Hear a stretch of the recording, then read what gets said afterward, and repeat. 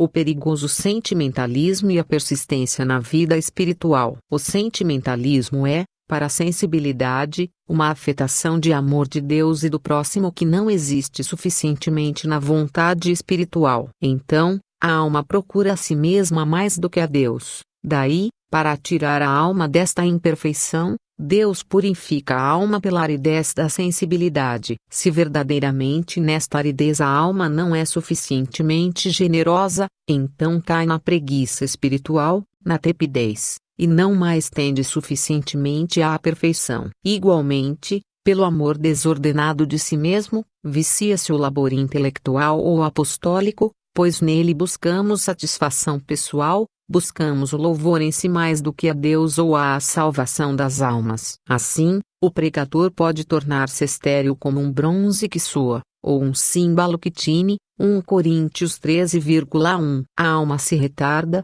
não é mais iniciante porém não avança ao estado dos aproveitados, permanece uma alma retardada, como um menino que, por não crescer, não permanece criança e nem se faz adolescente ou adulto normal, mas um homúnculo deforme. Ocorre algo similar na ordem espiritual, e isto provém do amor próprio desordenado, do sentimentalismo, do qual nasce a esterilidade da vida. Padre Garrigou Lagrange, As Três Vias e as Três Conversões, edição permanência.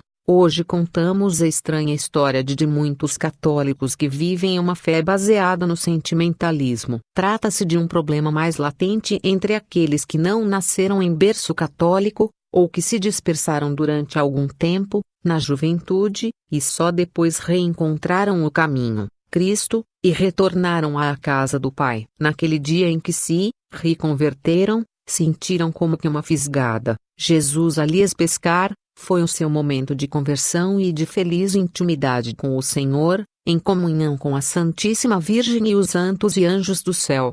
Naquele dia, muitos desses novos católicos queriam mudar o mundo, e se sentiam capazes disso. Sentiam um desejo ardente, um ímpeto de falar de Jesus e da sua igreja para o mundo, de proclamar que haviam se reencontrado o caminho, que eram agora membros do corpo de Cristo. Viviam uma fase de choradeiras com qualquer música sacra ou religiosa que ouvissem. Na missa e nos grupos de oração, dos quais procuravam participar, queriam externar os seus sentimentos. Mas, algum dia, demore um pouco mais ou um pouco menos, chega um certo momento em que a fé esfria para esse novo convertido. As canções do padre Marcelo Rossi e Fábio de Mello e dos cantores católicos populares já não os encantam, já não são mais capazes de fazer brotar as lágrimas. Ele já não sente mais nada durante a missa, e desiludido se pergunta por quê. Nas orações, clama a Deus: por que me abandonas? Porque não sinto mais a tua presença. Depois de mais algum tempo, começa a perder a vontade de ir à igreja, de rezar. Se não sinto a presença e nem as consolações de Deus, para que insistir? É o que pensa, lá no fundo. Começa a se questionar se tudo não teria sido, afinal de contas, como dizia aquela antiga canção interpretada por Orlando Silva e Nelson Gonçalves, nada além de uma linda ilusão. Todavia a questão mais profunda e importante, que precisa ser trazida à tona nestes casos, é esta: será que aquele sentimentalismo todo era realmente fé cristã? Será que se emocionar, chorar, cantar entusiasmado, dizer orações a Deus com grande empolgação e outras demonstrações externas como esta são realmente o sinal de uma autêntica e saudável vida em Cristo? Diz a carta aos Hebreus: a fé é o fundamento da esperança, é uma certeza a respeito do que não se vê. Hebreus 11,1. Não se vê, neste caso, é alusão a essa relação que se pode ter com a fé, e que de fato costumamos ter, nos primeiros tempos logo após a nossa conversão, por meio dos sentidos físicos. Algumas pessoas chegam, sim, a ter visões supranaturais, embora estes sejam casos raros. Mas se dizemos que a fé é uma certeza a respeito daquilo que não se experimenta por meio dos sentidos físicos, podemos afirmar que a fé é uma certeza a respeito daquilo que não se sente emocionalmente, ao menos não necessariamente. A fé cristã está, sem dúvida, mais relacionada à vontade do que às meras e fugazes emoções humanas. Santa Gemma Galgani. Na biografia de Santa Gemma Galgani consta que ela havia recebido os estigmas de Cristo muito cedo. Ela sempre oferecia seus sofrimentos a Deus em expiação pelas almas. Um fato interessante da sua vida é que ela vivia de modo tão santo que era sempre vista uma luz intensa ao seu redor enquanto rezava, mas também recebia flagelações de demônios em suas provações. Nossa Senhora lhe aparecia muitas vezes em sonhos. Certa vez, o próprio Senhor Jesus Cristo lhe apareceu e lhe propôs algo que para muitas pessoas seria algo extremamente difícil de compreender. Ela não sentiria nada quando rezasse, teria mesmo indisposição para a oração e sofreria por não sentir mais nem sequer o mínimo de emoção ao orar, ao ir à missa e mesmo quando fosse receber os santos sacramentos. Compreendemos, hoje, que o Cristo propôs isto a Gemma Galgani porque queria que ela sentisse o que ele sentiu na sua paixão, a extrema angústia e terror, a ponto de ele mesmo, Deus e Salvador da humanidade, Senhor das tempestades, princípio e fim de todas as coisas, exclamar: Pai, por que me abandonastes? Nosso Senhor sofreu assim porque, mesmo sendo plenamente Deus, era também plenamente homem. E consta que Gemma aceitou sua pesada cruz com paciência, mesmo não sentindo nada, mesmo com a provação das enfermidades que assolaram a sua vida, perseverou na oração, aguentou os açoites do demônio e não cessou de oferecer tudo a Deus, em reparação dos pecados do mundo, pelas almas que padecem no purgatório, em desagravo às ofensas sofridas por Nosso Senhor e pelo bem de toda a Igreja, seguindo a exortação do apóstolo. Agora me alegro nos sofrimentos suportados por vós. O que falta às tribulações de Cristo, completo na minha carne, por seu corpo que é a Igreja. Colossenses 1,24. Aí está um exemplo maravilhoso do que significa a verdadeira e autêntica fé cristã. Esta serva e guerreira de Cristo, esta brava filha da Igreja e irmã dos santos do céu, já não sentia mais nada, já não desfrutava de doces emoções, porém mesmo assim mantinha fé de que Deus não iria desampará-la e que, na vida futura, iria desfrutar da presença de Deus, bem dos bens e fonte de toda a vida, felicidade e alegria. Do mesmo modo, Jesus Cristo disse a Tomé, que então não cria na sua ressurreição: creste porque me viste. Felizes aqueles que creem sem ter visto.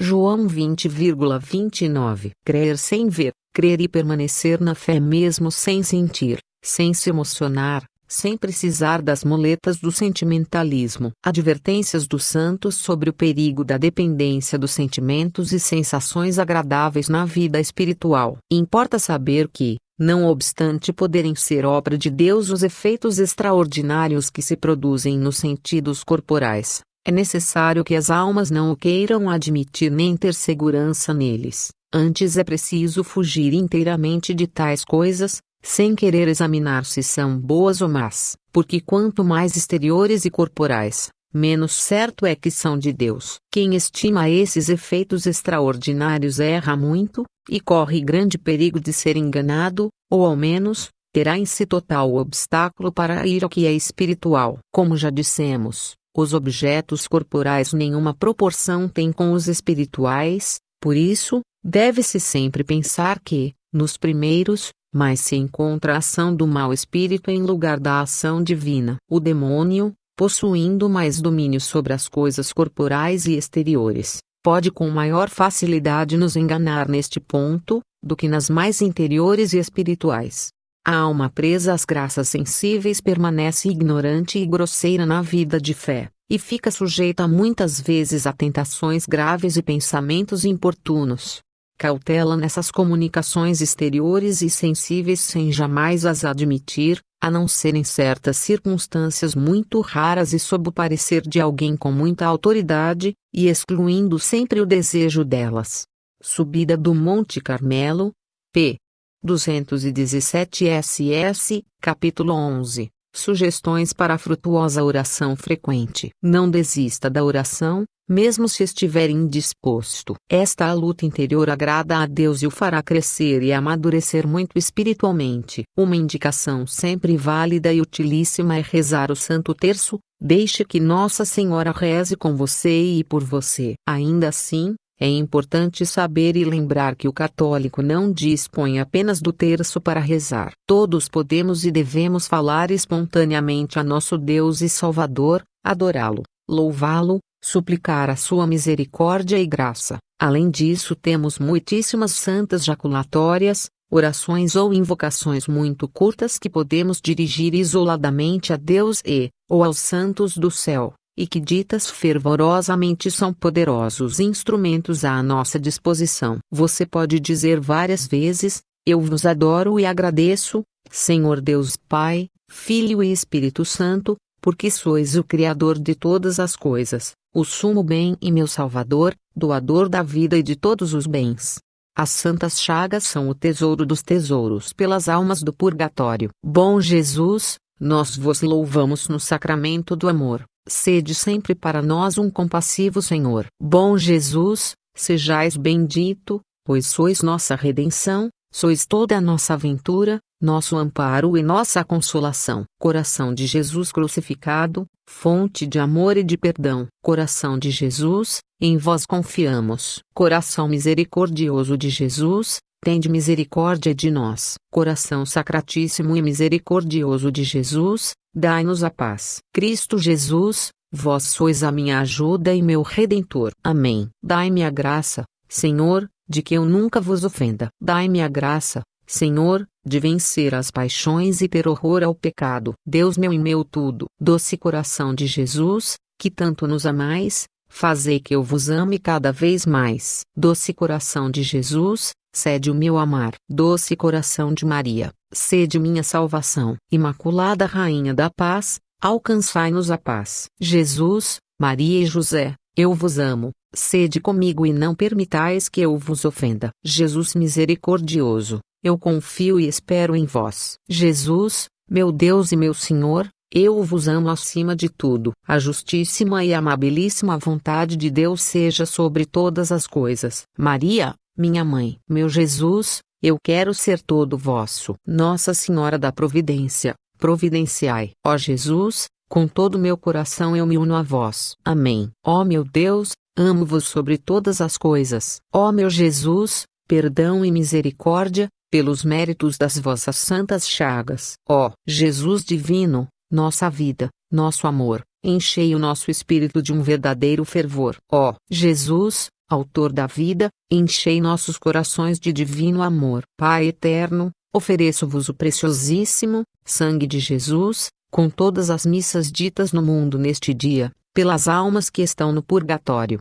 Por vossa mansidão divina reinai em nossos corações. Junto dos doentes repetir muitas vezes: ó meu Jesus, perdão e misericórdia, pelos méritos das vossas santas chagas. São José, assisti-me em minha agonia. Senhor, abandono-me em ti, confio em ti, descanso em ti. Senhor, se quiseres, podes curar-me. Senhor, seja feita a vossa santa vontade. Senhor, tu sabes tudo, tu sabes que te amo. Senhora do céu, Santíssima Virgem milagrosa, sede nossa guia neste vale de lágrimas. Senhor, não sou digno de que entreis em minha morada, mas dizei uma palavra e serei salvo, ou tal pessoa será salva. Sou teu, para ti nasci. Que queres, Jesus, de mim? Sugerimos ainda a invocação do nome de Jesus. Aprenda a récita de uma dezena do rosário, que bem rezada pode ser tão proveitosa ou até mais do que 1000 Aves Maria ditas displicentemente,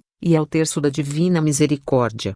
Que a cruz, pela qual somos salvos e nestes tempos difíceis é evidenciada. Esta é a graça contida nas dores, dificuldades e angústias, nunca suma dos nossos horizontes. Que ela seja a nossa grande filosofia, que desafia todo conhecimento e diante da qual todas as ilusões humanas revelam a sua efemeridade. Nova humanidade, renascida do lado aberto do Cordeiro de Deus, homens e mulheres espirituais fortes e maduros, mostrem as suas faces, ou melhor, mostra em vosso coração conforme ao de Cristo. O mundo gira, mas a cruz permanece firme. Permaneçamos com Jesus Cristo. Eis o tempo da oração silenciosa, da contemplação. Que a seriedade do amor nos guarde contra o débil sentimentalismo, e que a sobriedade da verdadeira santidade nos acompanhe e nos ensine. Que o mundo durma bêbado dos seus prazeres, entorpecido nas suas sensações vãs. Nós,